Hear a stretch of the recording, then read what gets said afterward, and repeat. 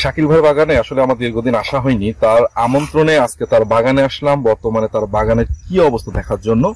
তো বাগানে আসার পরে আমি যেটা আসলে দেখে আমার খুবই ভালো লাগলো, এখানে বেশ কিছু মাল্টা সহ আরো অনেক গাছ আছে। এখানে বল সুন্দরী কুল আছে, সিডলেস কুল আছে, পেয়ারা আছে, কাশ্মীরি কুল আছে, টক কুল আছে, আলু বোখারা আছে, আর অনেক কিছু।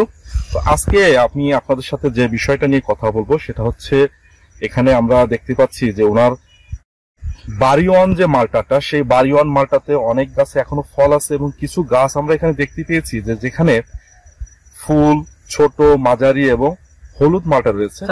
এখন আমরা দেখবো সেই বর্তমান সেই গাছটার কি অবস্থা। আসেন শাকিল ভাই, কেমন আছেন? আলহামদুলিল্লাহ ভাই, অনেকদিন পর দেখা হলো আপনার সাথে। আসলে সময়ের অভাবে আসা হয় না। তো আমার কাছে আসলে যেটা সবচেয়ে ভালো লাগলো আপনার এই কিছু গাছ দেখে, যে গাছটাতে আমি বর্তমানে পাচ্ছি, আপনি তো যদি আসতে আসতেন, যে এখানে আমরা ফুল দেখছি, ফুলের ভিতরে ছোট ছোট এই যে মালটার কড়ি ধারণ করেছে। ফুল থেকে কড়িটা এটা হয়তো 150 গ্রাম ওজন হবে।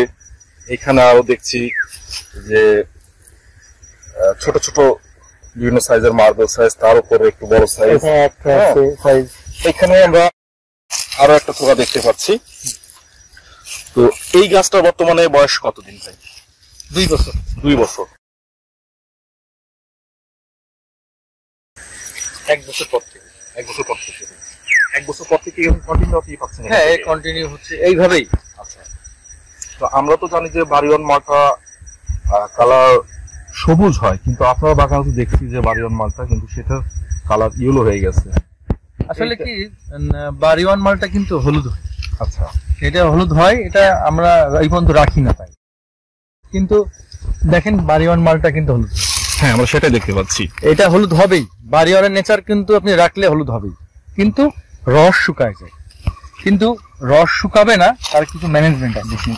রস শুকায় হচ্ছে ন্যাচারালি, যদি আমরা এভাবে রেখে দিই তাহলে কিন্তু রস শুকায় যায়। এটা কিন্তু ম্যানেজমেন্টটা যদি একটু ভালো হয় তাহলে কিন্তু রস শুকায় যায়।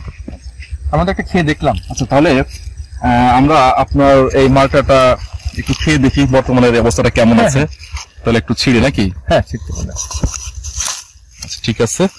দেখতে পাচ্ছেন মালটাটা বেশ কালারফুল। আমরা বাজার থেকে যে ধরনের মালটা কিনে খাই সেই ধরনের মালটা, যেটা আমাদের বাড়ি অনেক রংটা ধারণ করছে। এখন আমরা শাকিল ভাইয়ের কাছে দিব মালটাটা কাটার জন্য। শাকিল ভাই, কাটুন।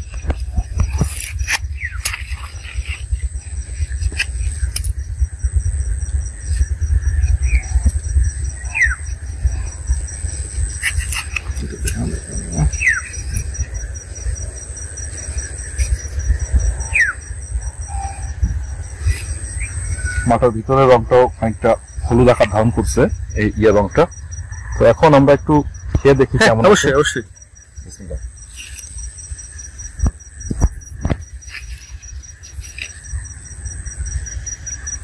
বেশ রসালো এবং মিষ্টি।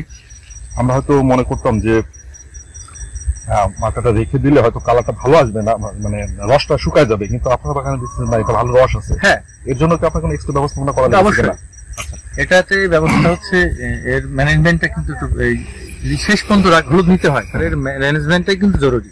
যেমন হচ্ছে ওএসডি কম্পোস্ট, কোকোপি, মুরগির বিষ্ঠা, তারপর হাড় গুঁড়া, বিভিন্ন রকম দিয়ে এর হচ্ছে রসটা যেন দিয়ে রাখলে রসটা যেন না শুকায়, জোরদার যে থেকে যায়। তাহলে বিশেষ ব্যবস্থাপনার মাধ্যমে আমরা হলুদ মালটা নিতে পারি এবং এর যে রসটা বাড়িওয়ানই।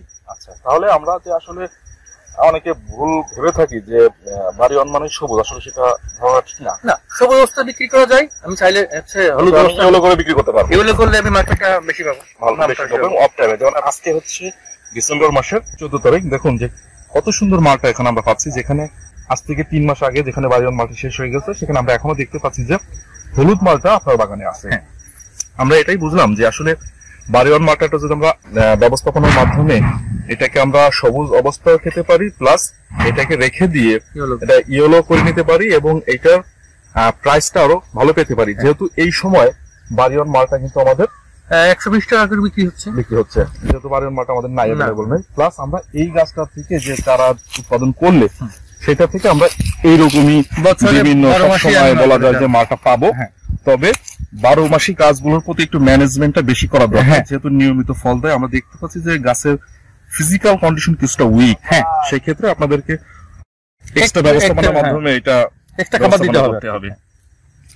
তো ধন্যবাদ শাকিল ভাইকে আজকে না, আমাকে এই আপনাদের বাগানে ধন্যবাদ। আমন্ত্রণ জানানোর জন্য, যে আসলে না আসলে বুঝতে পারতাম না যে এই সময় আপনার বাগানে মালটা আছে, প্লাস এত সুন্দর এবং সুস্বাদু মালটা। পরবর্তীতে আমরা আবার যে কোনো একদিন আপনার বাগানে আসবো পরবর্তী অবস্থা বোঝার জন্য। ধন্যবাদ। ধন্যবাদ ভাই আপনাকে।